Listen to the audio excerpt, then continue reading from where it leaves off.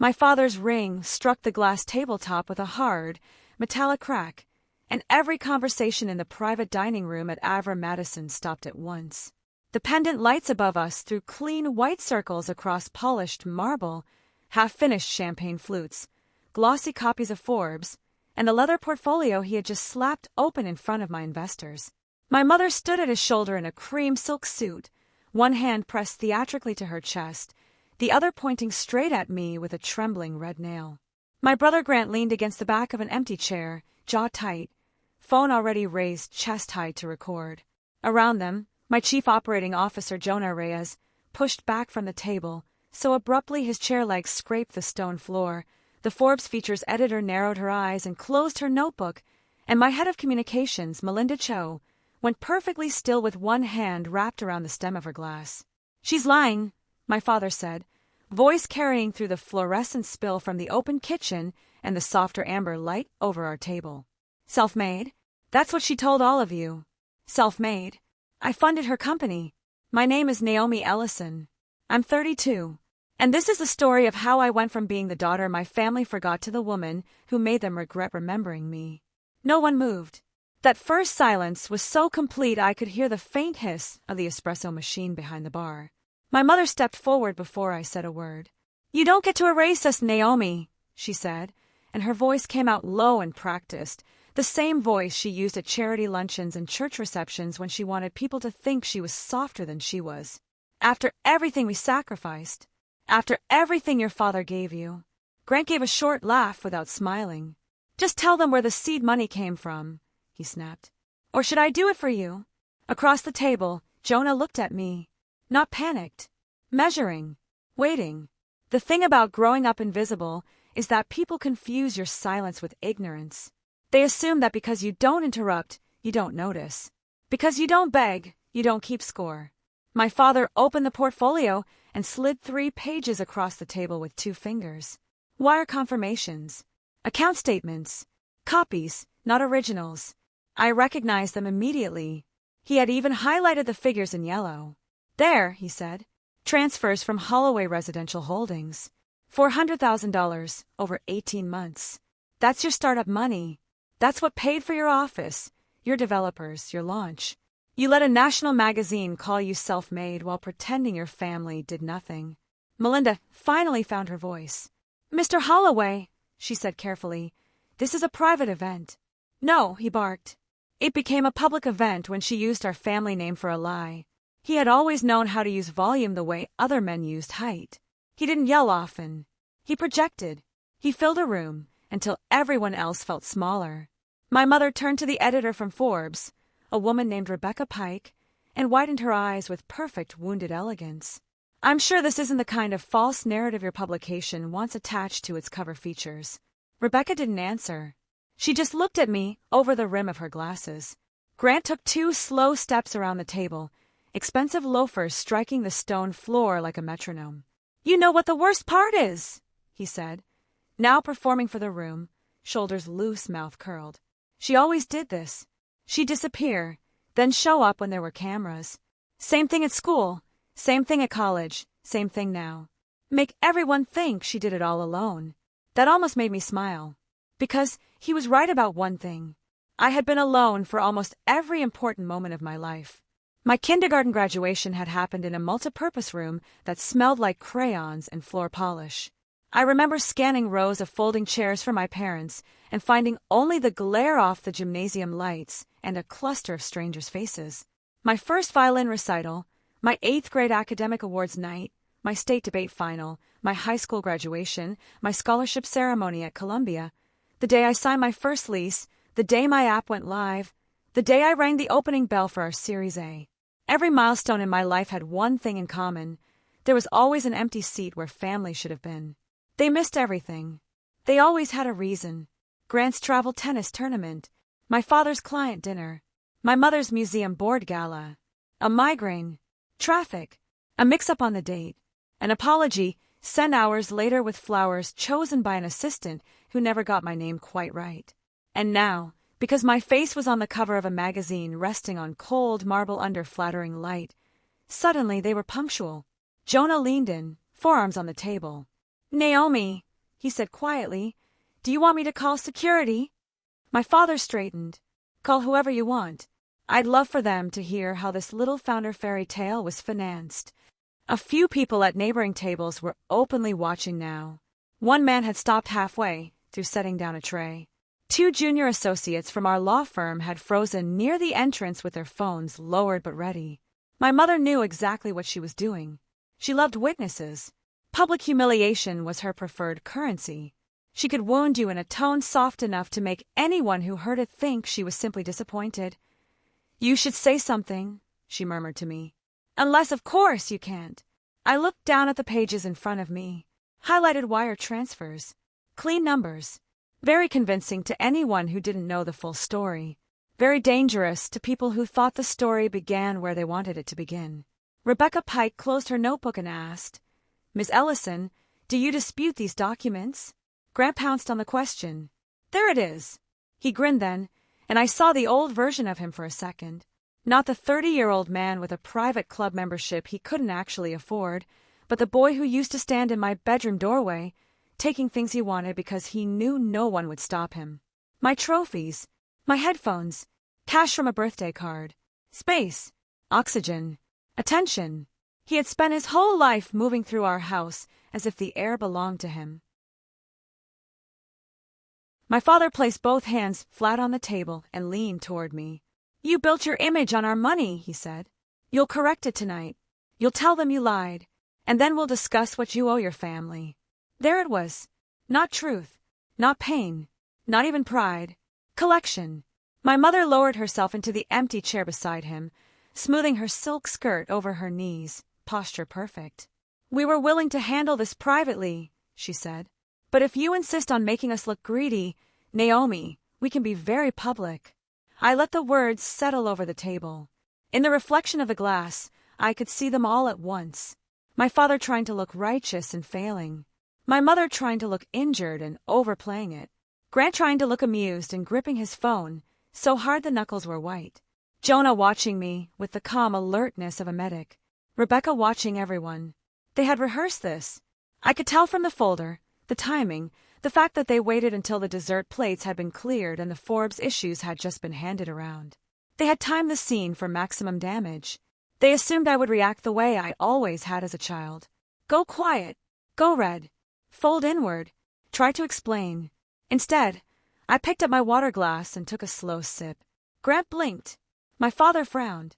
Did you hear me? Yes, I said evenly. I set the glass down on the linen coaster and turned to Jonah. Ask the staff to close the doors. The room changed.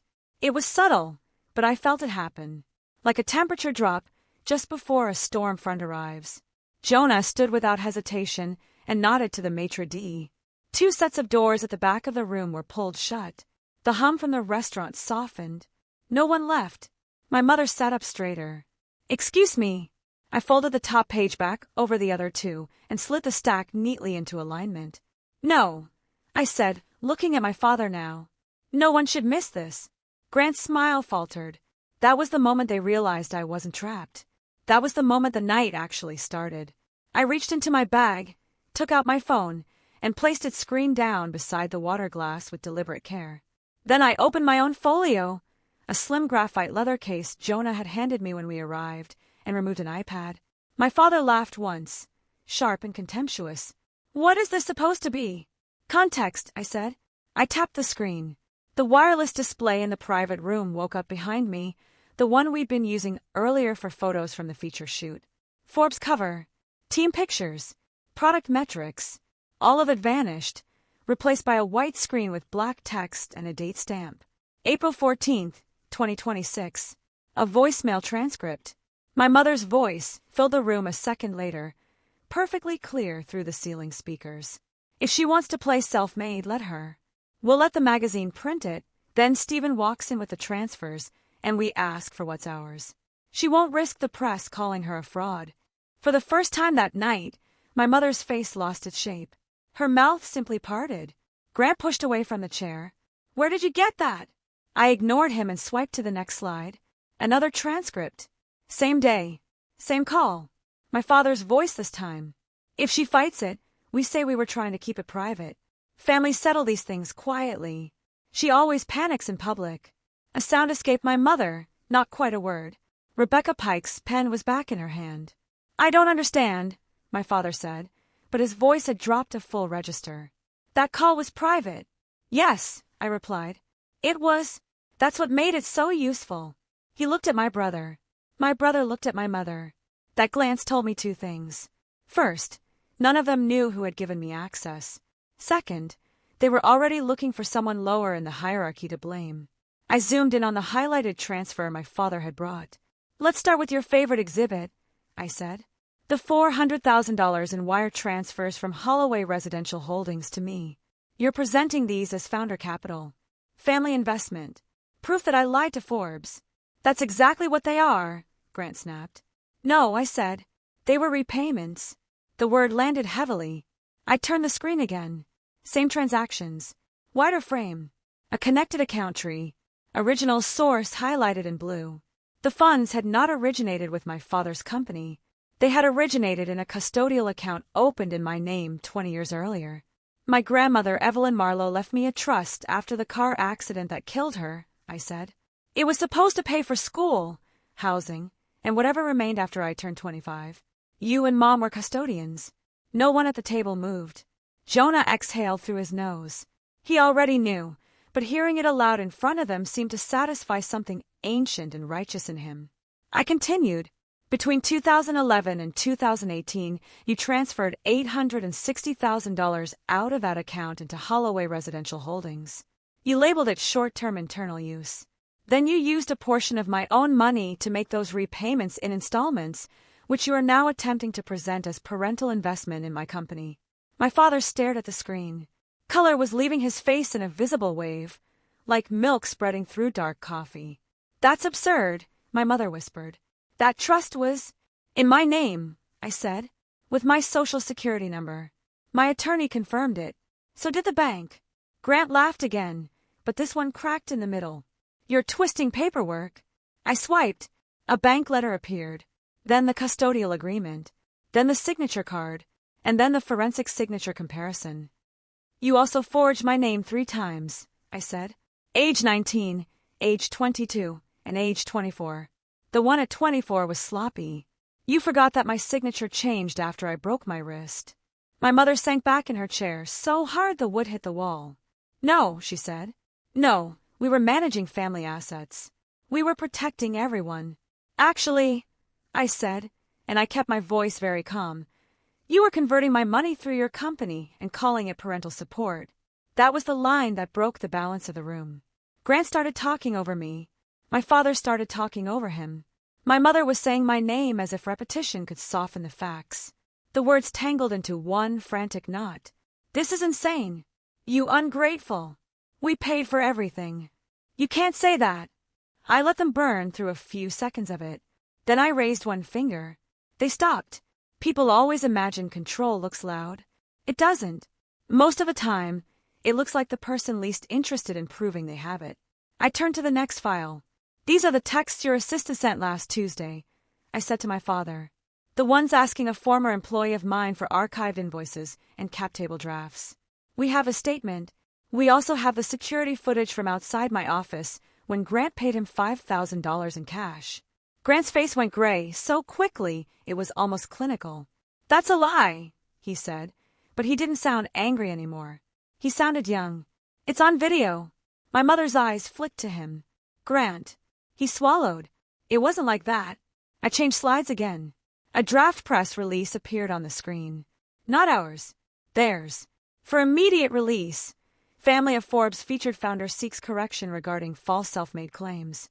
Melinda actually laughed at that. Just once. Softly. Disbelieving. You wrote a press release before speaking to me, I said, and sent it to 3 outlets under embargo. 2 reporters forwarded it to my team this afternoon. My father sat down without meaning to. His knees just seemed to give up. The chair caught him a half-second later. You've been spying on us, he said. No, I replied. I've been preparing for you. I took another sip of water. Beside me, the condensation ring on the table had widened into a perfect circle. My mother tried a different face then. Softer. Wet-eyed. Maternal. She used to bring it out for school administrators and priests. "Naomi," she said quietly, "if there was some misunderstanding about old accounts, we can discuss that as a family. There's no reason to do this in front of strangers." I looked at her for a long second. She had skipped my college graduation because Grant had a showcase match in Connecticut. I remember standing outside Low Library in a navy gown, holding the paper cup of warm champagne they gave graduates, looking at other girls crying into their mother's shoulders while the late afternoon sun turned the stone steps gold. My mother sent hydrangeas to my apartment the next day with a card that said, "So proud of you. We'll celebrate soon." We never did. "You made this public," I said. "I'm just making it accurate." Then I tapped one final file. A formal letter filled the screen. Mercer and Boone LLP. Demand for retraction. Notice of preserved evidence. Notice of civil claims including fraud, defamation, conversion, identity misuse, and tortious interference. My father's lips moved soundlessly as he read. "You sent lawyers after us," Grant said. 3 months ago," I said. "You didn't know, because the letters went to your private office, Dad, not the front desk. I wanted to see whether you'd repay what you took or try something more theatrical." The silence after that felt solid, almost architectural. Rebecca Pike kept her pen. "For the record," she said, "Forbes reviewed Ms. Ellison's financial representations prior to publication. If your allegation is that she fabricated her self-made status, this new information appears to support the opposite conclusion." My father looked at her as if he had forgotten other people existed. My mother clasped her hands so tightly the tendons stood out beneath the skin. "What do you want?" There it was too. The only honest question of the night. I closed the folio. "Not this conversation," I said. I stood. Jonah stood with me. "Tomorrow morning, 10 o'clock, I said. "Mercer and Boone, 43rd floor. Bring your own counsel if you can still afford it." Grant opened his mouth. I didn't let him speak. "And Grant," I added, "next time you pay someone in cash, make sure the building across the street doesn't have mirror glass." I picked up my phone, nodded once to Rebecca, and stepped back from the table. Security can help my family downstairs. My mother's face had gone smooth and frighteningly blank, the way it always did when she was deciding whether rage or strategy would serve her better. My father looked older than he had 40 minutes earlier. Grant looked like a man, trying not to understand the meaning of the word evidence. I walked to the door without hurrying. Behind me, chair scraped. Someone said my name. Someone else whispered, "Oh my God." I didn't turn around. They thought they had arrived to strip away a headline. They had no idea the headline was bait, and the real bill had been waiting for them for years. The next morning, Manhattan looked scrubbed and expensive. Rain had fallen before dawn, and by 10 the streets below Park Avenue reflected sunlight in long bright streaks between black cars and hurried shoes. Mercer and Boone occupied the top floors of a limestone building with brushed brass elevators, thick cream carpeting, and conference rooms lined with dark walnut and smoked glass. It smelled faintly of paper, leather, and the kind of coffee that costs more because no one in those rooms ever has to ask the price. I arrived 5 minutes early in a charcoal suit and low heels, carrying a thin folder and nothing else. Jonah came with me but stayed in reception, working quietly from his laptop. Lila Mercer met me at the doors to conference room 12 with a tablet in one hand and a fountain pen in the other. She was in her late 40s, silver at her temples, posture perfect, voice precise enough to cut crystal. When she shook my hand, she did it once and firmly. "They're all here," she said. "Already unhappy. A promising start." Inside, the room was exactly what people imagine power looks like. Long polished table, high-backed leather chairs, floor-to-ceiling windows throwing clean morning light over files arranged in exact stacks, water pitchers sweating onto square glass coasters. Inside, the room was exactly what people imagine power looks like. Long polished table, high-backed leather chairs, floor-to-ceiling windows throwing clean morning light over files arranged in exact stacks, water pitchers sweating onto square glass coasters, notepads aligned with military neatness, a city spread out beyond the windows like a diagram. My parents were seated on the far side with their attorney, Martenfeld, a compact man with a lacquered comb-over and an expression of advancing indigestion. Grant sat beside them in a navy suit he wore the way boys wear borrowed uniforms. Across from them sat David Lynn, Lila's forensic accountant, already opening tab binders with the serenity of a surgeon laying out instruments. The first thing I noticed was posture. The night before, my father had entered a room as if he owned the air inside it. Here, he sat with both hands hidden beneath the table. My mother, usually immaculate in her performance of poise, kept adjusting the cuff of her jacket, and then forgetting she had already done it. Grant's knee bounced once, twice, then stopped when he realized I had seen it. People diminish before consequences, long before the consequences arrive. Lila gestured to the seat at her right. Naomi. I sat. Martin felt cleared his throat. Before we begin, I'd like to state that my clients are interested in resolving any misunderstandings privately and amicably. Lila folded her hands. That would have been a more compelling posture before attempted extortion, draft defamation outreach, falsified capital claims, and documented diversion of custodial assets. Martin inhaled through his nose. My father looked at me. You're enjoying this? No, I said. I'm finishing it. Lila nodded once to David, and the process began. There's a special kind of terror in watching your own lies arranged chronologically by someone with no emotional investment in them. David didn't grandstand. He didn't raise his voice. He simply walked them through their choices, one date at a time, until the scheme stopped looking complicated and started looking stupid. Tab 1, he said, sliding the first binder across. August 11th, 2009. Settlement proceeds from the Marlowe wrongful death claim were deposited into a custodial trust for the benefit of Naomi Ellison, then age 15. Custodians, Stephen Holloway and Andrea Holloway.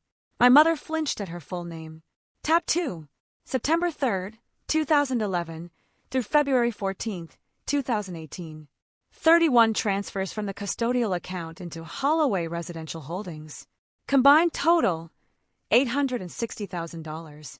Internal memos, label these as temporary reallocations pending replacement. David turned a page. Tab 3. Replacement did not occur. Instead, smaller periodic transfers were sent back to Ms. Ellison between June 2022 and December 2023. Those transfers are the same ones Mr. Holloway presented last night as founder capital. He lifted his eyes briefly. They were not capital contributions. They were partial restitution. Grant looked at Martin. Martin did not look back. David kept going. Tab 4. Signature analysis by Whitcomb Forensic Document Services. 3 disputed authorizations purporting to bear Ms. Ellison's signature. All 3 are inconsistent with verified exemplars. Probability of forgery, high. My father pushed his chair back an inch. This is civil, he said. At most. David glanced at him only long enough to register the interruption. Not necessarily. He turned to tab 5. March 18th, 2026. Outreach from Mr. Grant Holloway to a former employee of Ellison Logic, offering compensation in exchange for internal documents. March 19th, cash handoff captured on exterior security footage. March 22nd, draft media release circulated by Mrs. Holloway to publicists and 2 freelance reporters. March 24th, voicemail and call records discussing reputational pressure as leverage. My mother spoke through clenched teeth. We never intended harm. Lila finally entered the conversation. Mrs. Holloway, you intended pressure. That's your own word. The room went still again. I had discovered the trust theft 11 months earlier while applying for a debt facility to expand our logistics platform into hospital systems. The bank requested old financial declarations because my first apartment lease had once required a parental guarantee. Somewhere in that paperwork was a long-forgotten reference to custodial resources in my name. I asked a question, then another, then 10 more.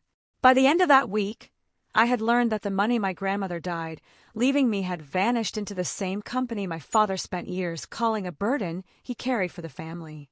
It explained more than theft. It explained the weird way my father would grow tense when I mentioned student loans, then overly generous a month later. It explained why my mother insisted on handling all paperwork when I got into college. It explained why, at 25, when I casually asked whether there was anything left from Grandma Evelyn's estate, my mother had looked past me toward the dishwasher and said, "Nothing meaningful. Nothing meaningful." To her, that apparently included my future. Lila pressed a button on the conference phone. "Please come in." The door opened behind us. Diane Kessler stepped into the room, carrying a banker's box with both hands. Grant actually said, "No way," under his breath. Diane had worked for my father for 19 years. Officially, she was his executive assistant. In practice, she was the spine of Holloway Residential Holdings.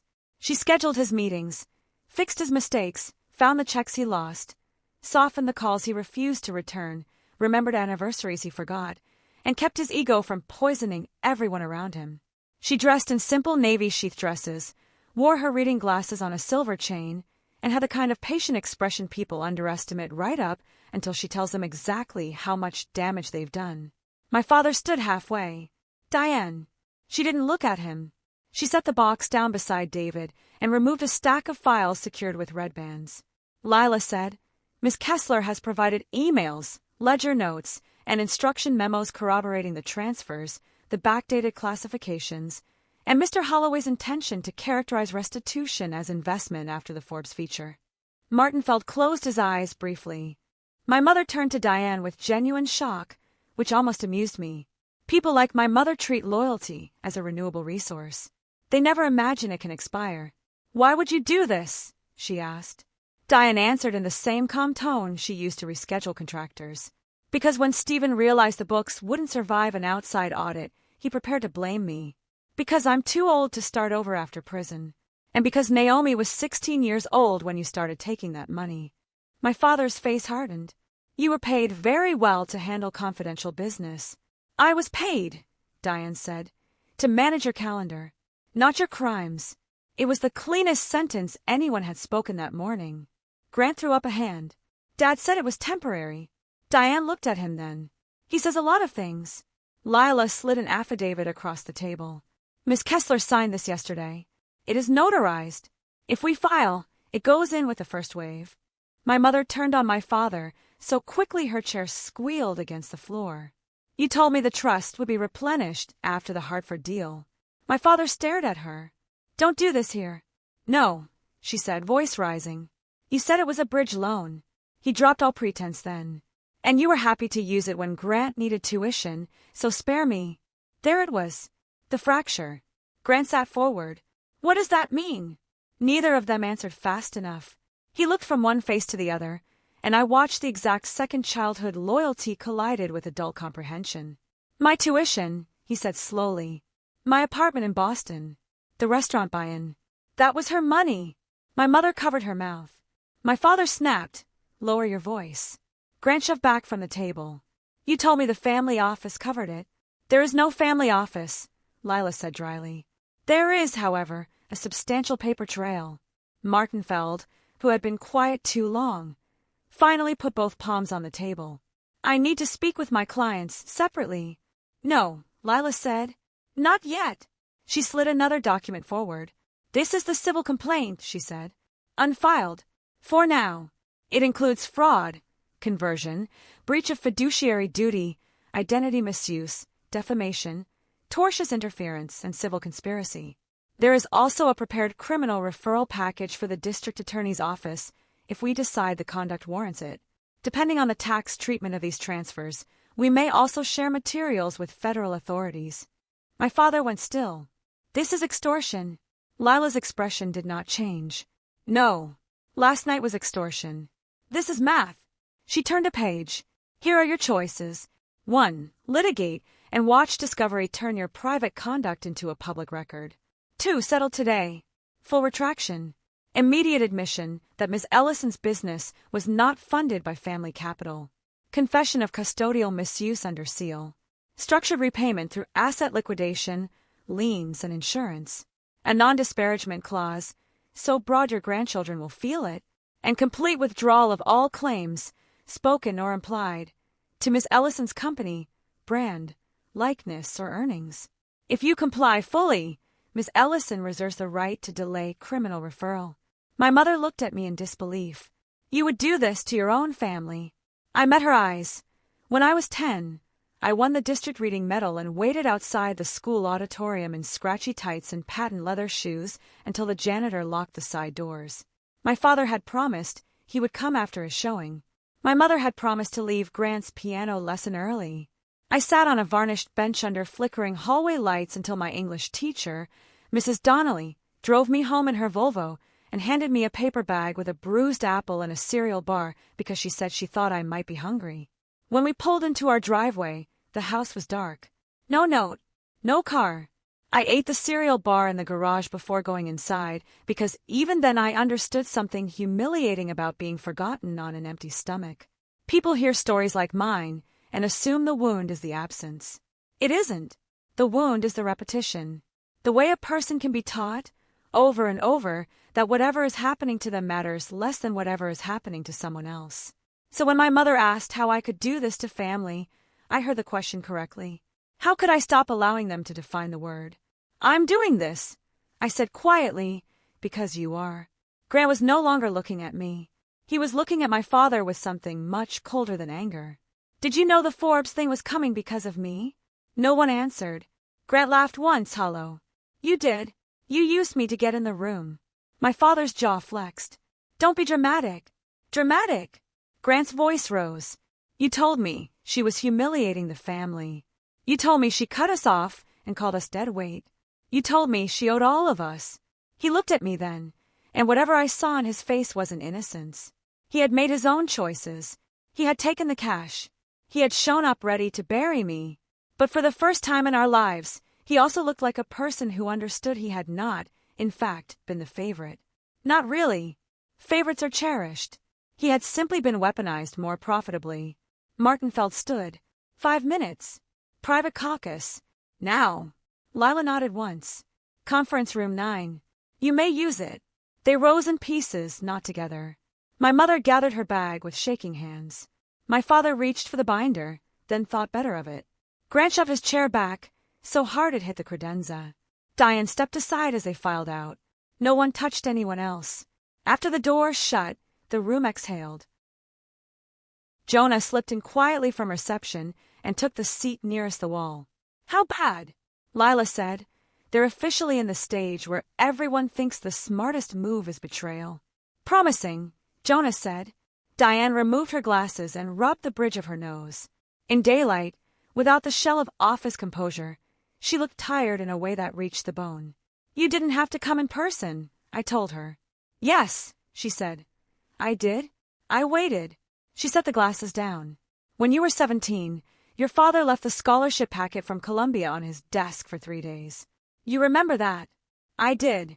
I had found it under a stack of contractor bids with a coffee ring across the top corner. I remember.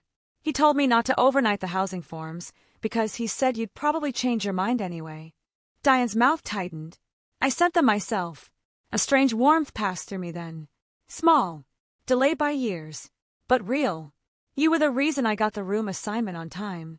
She gave one short nod. I thought she knew. No, I said. I just thought the universe got lazy one time and helped.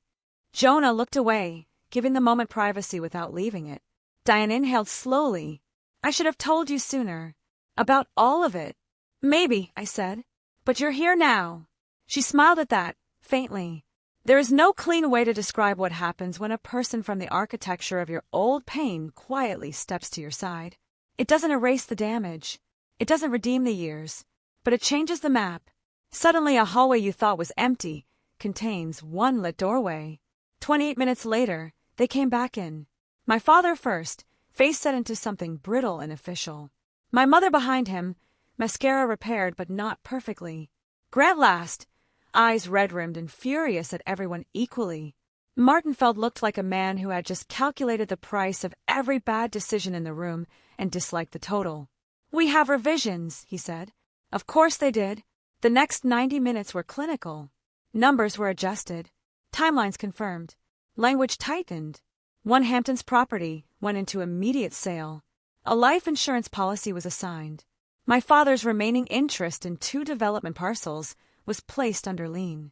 The retraction statement was rewritten twice until it contained no wiggle room at all.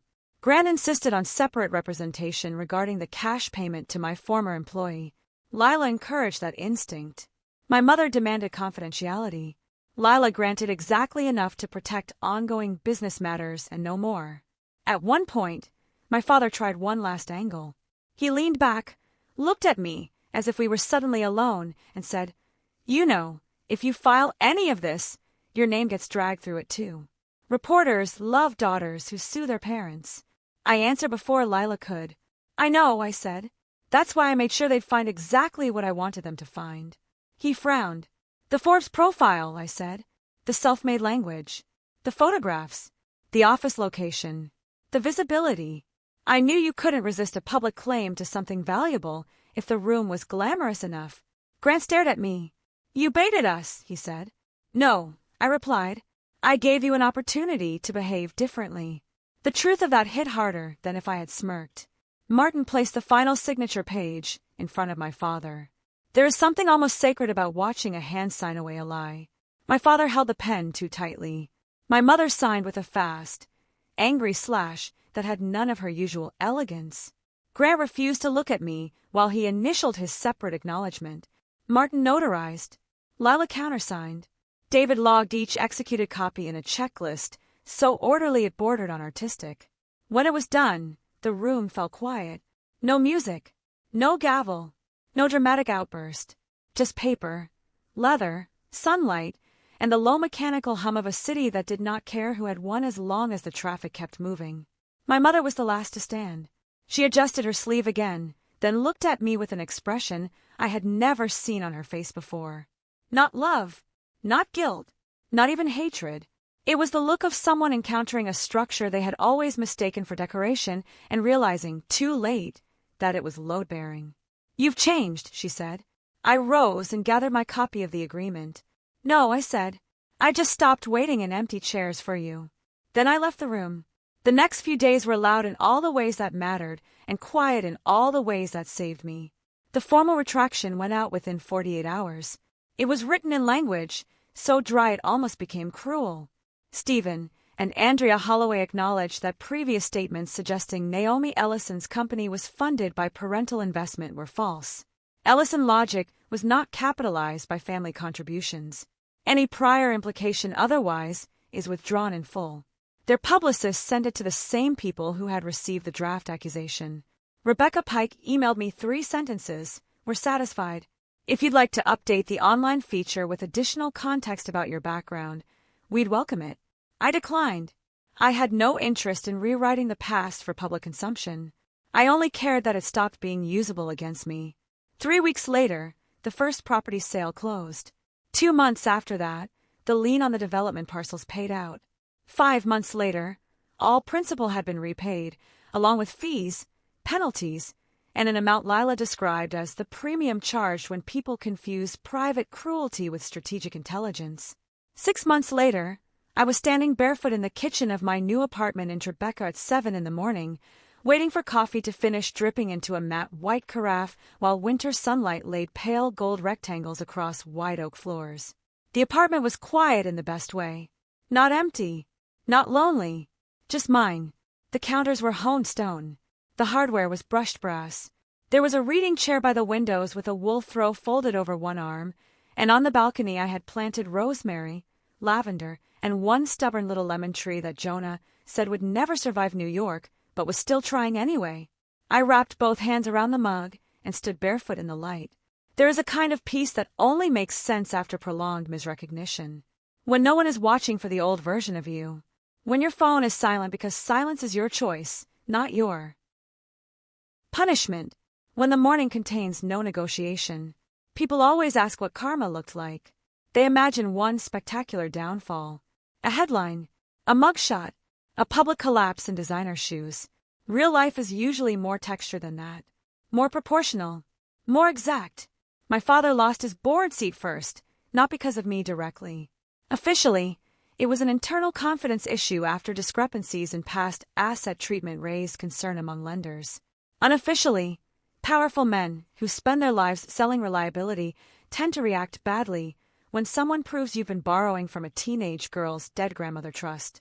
His country club friends stopped returning calls. The charity luncheon, where he always bought the largest silent auction package, suddenly had no room on the committee. By early autumn, Holloway Residential Holdings had sold off 2 legacy properties and moved into a smaller office 3 avenues east with cheaper carpet and no river view. My mother's consequences arrived in silk gloves. She was never indicted, never publicly shamed in the way television teaches people to expect. She simply became socially radioactive in the circles that had once fed on her. Museum board invitation not renewed. Holiday party list shortened. 2 friends stopped answering. One old ally, who had spent years copying my mother's style down to the cut of her coats, told her at a benefit luncheon that financial impropriety involving children was a difficult look in philanthropy. Lila heard that from a client and called me afterward just to enjoy the phrasing with me. Grant's fall was less elegant and more visible. The consulting contract he liked to boast about disappeared when the cash payment issue surfaced during his firm's internal review. No charges were filed after he cooperated, but cooperation has a smell, and ambitious men hate carrying it. His apartment in Flatiron got smaller. His watch got cheaper. His social media shifted from rooftop dinners and private memberships to gym selfies and vague captions about loyalty. He texted me twice from a new number. I archived both without opening the thread fully. There were enablers too. The former employee who sold old internal drafts for cash lost his severance protections after we proved he violated his exit terms. My mother's freelance publicist quietly changed industries. Martinfeld kept his law license, which still surprises me, though Lila says self-preservation is an underrated legal skill and he had plenty of it. The messages came in waves. First anger. You've embarrassed us enough. You made your own mother cry on television, thanks to a local station recycling old gala footage while discussing reputational damage in nonprofit circles. Dad's blood pressure is through the roof. Are you happy? Then bargaining. Can we please discuss this privately now? No media. No lawyers. Just dinner. I know we've all made mistakes. Then nostalgia, which was the one that almost impressed me for audacity. I miss you. The family isn't the same. Do you remember Cape May when you were little? Your father still keeps your science fair ribbon. That last one sat unread for a full day before curiosity got the